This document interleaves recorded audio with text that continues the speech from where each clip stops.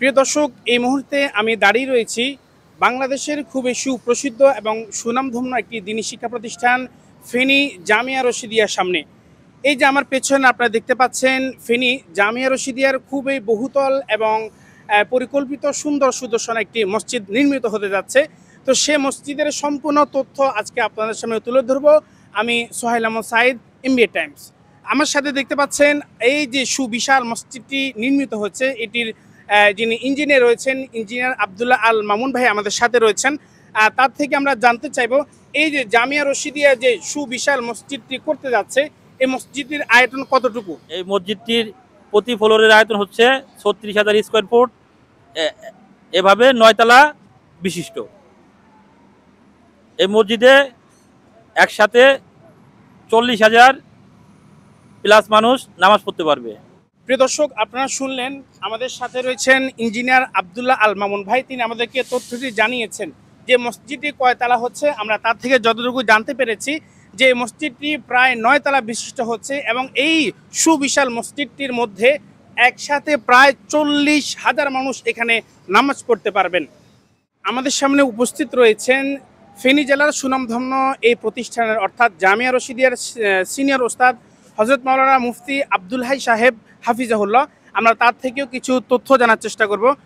তো মোহতারাম, এই যে জামিয়া রশিদিয়াতে সুবিশাল এবং সুন্দর যে মসজিদটি হচ্ছে, আসলে এই মসজিদটির মূল ডিজাইনার কে? ঢাকা থেকে আসার জন্য আপনাকে সর্বপ্রথম ধন্যবাদ জানাচ্ছি, সাথে সাথে আল্লাহ রাব্বুল আলামিনের দরবারে শুকরিয়া জানাচ্ছি যে আল্লাহ পাক জামিয়া রশিদিয়া দেশের অন্যতম বৃহৎ একটা দিনী প্রতিষ্ঠানের মধ্যে সুন্দর দৃষ্টিনন্দন একটা মসজিদ আল্লাহ পাকের মেহেরবানিতে আলহামদুলিল্লাহ এখানে প্রতিষ্ঠিত হচ্ছে। এই মসজিদের নাম মসজিদ রশিদ জামিয়া রশিদিয়া। আর এই মসজিদের ডিজাইনার যিনি, তিনি হচ্ছেন আমাদের এই প্রতিষ্ঠানের সম্মানিত প্রতিষ্ঠাতা হযরত আল্লামা মাওলানা মুফতি শহীদুল্লাহ সাহেব দামাত বরকাতুল আলিয়া।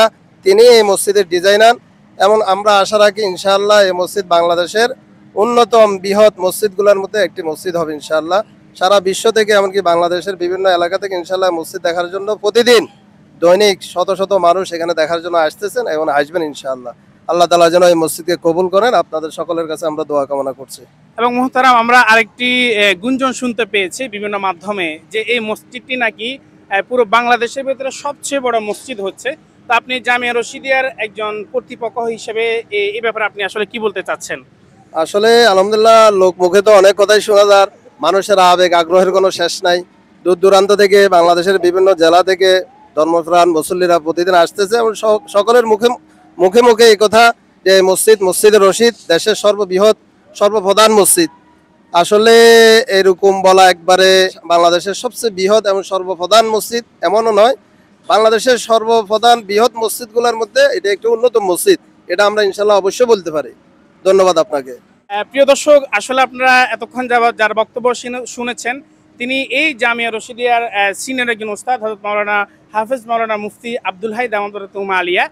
তিনি আমাদেরকে যে তথ্যটি জানিয়েছেন যে এই মসজিদটির ব্যাপারে অনেকে বলছেন এটি নাকি বাংলাদেশের সবচেয়ে বড় মসজিদ।